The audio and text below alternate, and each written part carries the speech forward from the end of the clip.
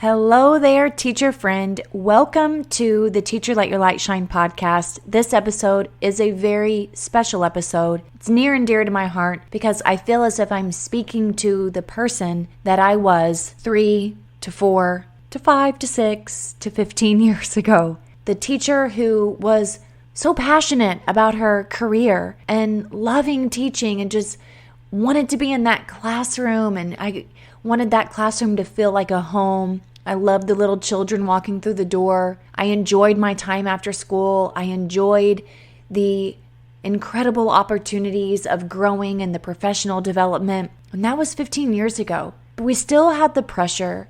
We still had the crazy state testing. We still had the issues with parents and head lice and kids throwing up and all of the mandates, the headaches, the teacher drama, the trying to please the principal, the evaluations, the walkthroughs, the poverty situation in our schools, especially if you work in a Title I school, the issues surrounding curriculum expectations, no child left behind. Then you put on top of it school safety. And again, with that, you think about all of the situations that have happened with COVID. You think of the situations, the moral dilemmas we have going through our schools, just the weight, the heaviness, and all you wanted to do was teach. I get it. And there's so much more that I'm not even listing. The times that you come home from work and you have a headache and all you need to do is take a nap. The lack of a social life. The lack of balance and time. Unqualified substitutes. Teacher shortage. School staff shortage. No aides. Short-staffed. Stressed teachers. Problems on the bus. Fear for families. Buses not running, disabilities, not meeting students' needs, not having the resources to meet their needs. And on top of that, you feel as if you can't even afford to maintain this career. Unhappy students, unhappy teachers, bullying, vapes, fights. There's so much. There's just so much. We haven't even talked about class sizes, the family factors that push and pull on you, technology, student attitudes, behaviors. I can't even go back there, guys. If you're new here, welcome. I am a teacher gone homeschool mom, gone micro school builder, a teacher who wanted so badly to just teach and have fun and love what I did and wake up and be with my kids. I even wanted to work from home, but I thought that was crazy. 15, 17 years ago, I thought, that's kind of weird and that's crazy, and I really don't want to homeschool my kids. I really want to teach other kids too, but I don't want it to be a preschool either. But that sounds fun as well. I just wanted something so far out of the box, and I went into teaching, and I'm grateful for the years, but I came out of it sucked dry. And this podcast is dedicated to helping teachers who feel that same way. They feel burned out. They feel as if they have no place to go, and they just want to change careers. Yet there's something that tugs at their heart that says, I want to still teach. I went to school for this long. I've got my master's. I've got my PhD. Or I've always wanted to teach, and I'm just drained. So in today's podcast episode, we're just going to touch base on the real truth about what's happening to teachers in our country and why there is this shift coming in education that you need to pay attention to. Why there is hope, and not only hope to teach in a way that you would like, but in hope to build a legacy, hope to build a business that then branches off into who knows where you want it to go. I know that seems so big, but it's so real because there's so many opportunities that you haven't even tapped into because you are driving to a place that is killing your spirit and killing your creativity and killing your desire to even want to think of other possibilities because you are exhausted. Well, listen up, friend. In today's episode, we're going to talk about these issues and why building a micro school can help you fall madly in love with teaching all over again and give you more opportunities than what your heart's ever desired. Let's get into it. Welcome, teacher, to the Let Your Light Shine podcast. If you're searching for the freedom and permission to design the life you love as a teacher, you're in the right place. I'm on a mission to help teachers just like you build their own dream school or homeschooling business. In this present day, the world needs you, teacher friend, to step out in faith and give students an education they love and so deserve. In this podcast, I will teach you how to start a fulfilling and profitable homeschooling business that lights you up. I'm Makenzie Oliver, former elementary teacher and instructional coach, gone homeschool teacher and business builder. I'm here to empower you to step outside the classroom and choose the experiences, the curriculum, and all the moments that put a smile on your face and your students. Does it seem like a dream? Well, it did to me, until God opened the doors and made it reality. Together, we are breaking through fears and moving the crowd. So get out your notebook, sharpen your pencil. It's time to get your teach on. Now, as a part of an introduction, I have already hit the main pain points of your teacher life right now. I don't need to keep harping on it, but I do want you to know that I was you. I was sitting there thinking, why do I no longer have this passion anymore? And I was really wrestling with God. God, why is my passion gone? All I ever wanted to do was be a teacher. I was so upset, friends. So upset. Many of you, if you have been listening, you've known my track. I was a teacher in Missouri, a teacher in Florida. I've been nominated for Teacher of the Year twice, 3 times actually. I've been on countless opportunities for professional growth and on my way into administration, became an instructional coach. That's when really the fire was lit. I loved helping teachers. I was outside of the classroom. I saw so much more outside of the classroom, being in that place of an instructional coach and working side by side with administration to where I knew I could no longer do this anymore. I was mainly a counselor for teachers, and I was trying to push initiatives that were just not going anywhere. But you better believe all the initiatives that we know are not right for children, they were coming down faster than what we could even put our fingers to touch with those papers coming in. New initiatives, headaches. I would sit with my administrators and none of them wanted to be there. They all wanted to retire early, but they were trapped. They didn't know where to go. They didn't know what else to do because we know that if we're teachers, we have such a passion and desire. We want to be creative. We want to be spunky. We want to have all of these incredible times with our students. And we want to come home and we want to be able to give back to our own children. And yet we feel completely depleted. I had a teacher share that her very last year before she left teaching this past year and is building her micro school, she said, I was so debilitated. Not even just from her students. She loved her class. It was the things from administration. It was the things from the parents. The unrealistic expectations, the having students in her class who she was not able to fully serve, that she was held responsible for,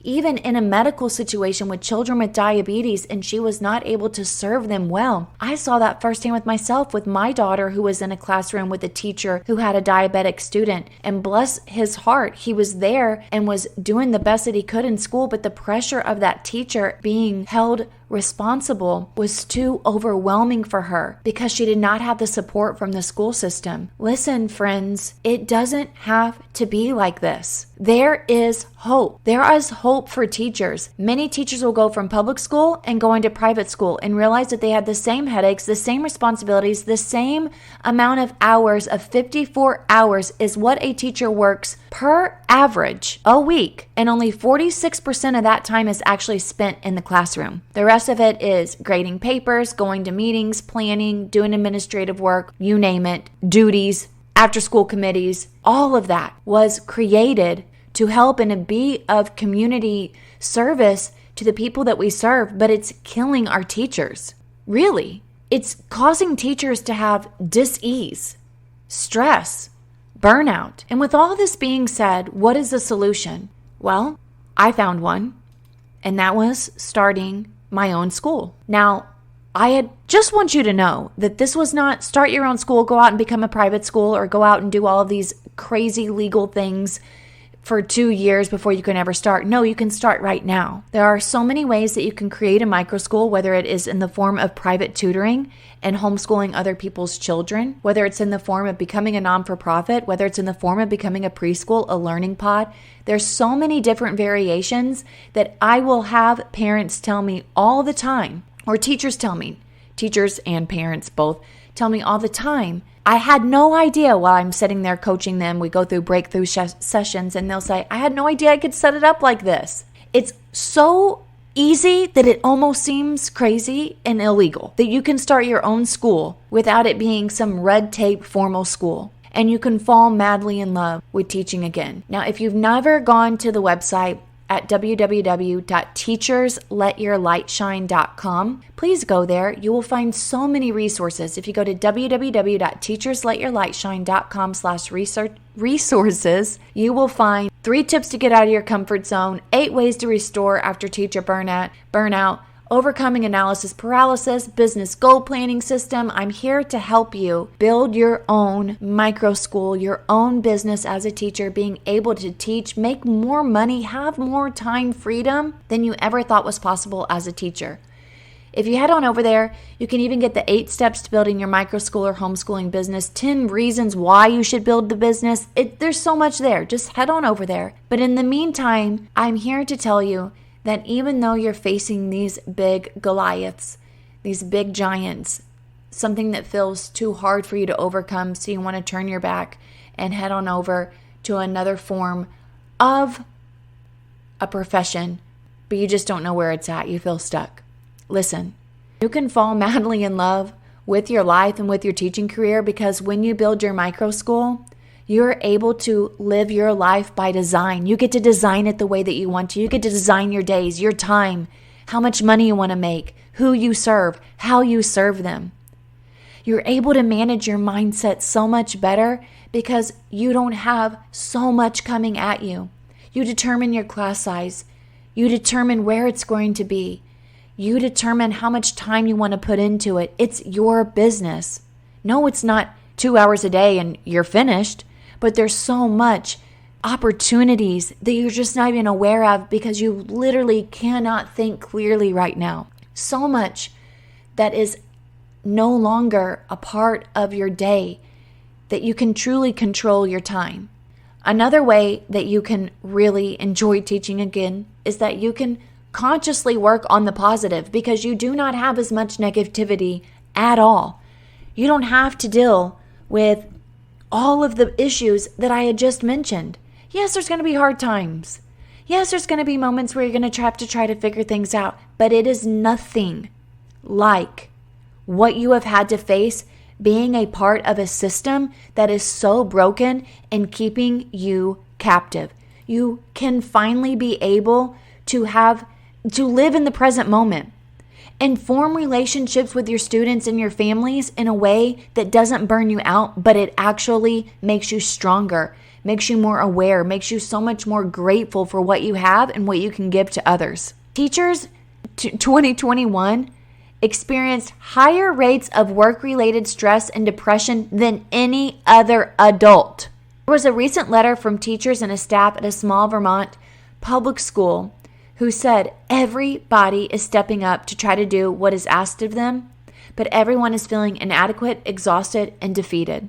Colleagues are questioning whether changing professions is even in their best interest. This is off Forbes.com.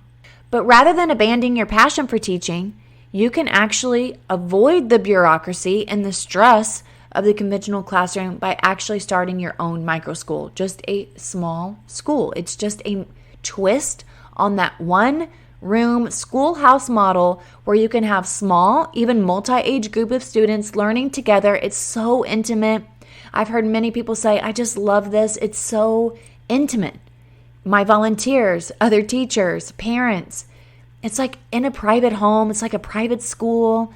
You can give individualized attention. You have so many other opportunities. I just don't want to see you give up. If you decide that you want to potentially leave and actually become an entrepreneur and build a business that centers around your values and your priorities, we are here for you. You have to go and join our Facebook group. It's in Facebook. You just need to Google Start a Micro School or Homeschooling Business. Boom, it's right there. You're going to have a plethora of people there to support you. Head on over to my website, get more information, send me an email. I'd love to hear from you, where you're from, because you're so not alone and you are able to connect deeply with other people and with me. This is such a great place right now for you to learn and grow and see beyond your current capabilities. You actually have the opportunity to make your life feel good, okay? Literally, the juicy joys in your day. Maybe that's a morning stretch. Maybe it's walking outside with your students. Maybe it's taking a quiet walk in the woods. Maybe it's having a cup of tea during story time and then another cup of tea if you want to, and then another because maybe you're doing this out of your home. You can actually do good work in the world because you're able to connect the dots between work and what you do every day and how you can contribute in a far greater capacity beyond the four walls of your classroom. Money is just one way to measure this success, but I know that success is more accurately measured by the positive difference that you get to make in the way that work makes you feel. So I encourage you to really clean up your mental mess.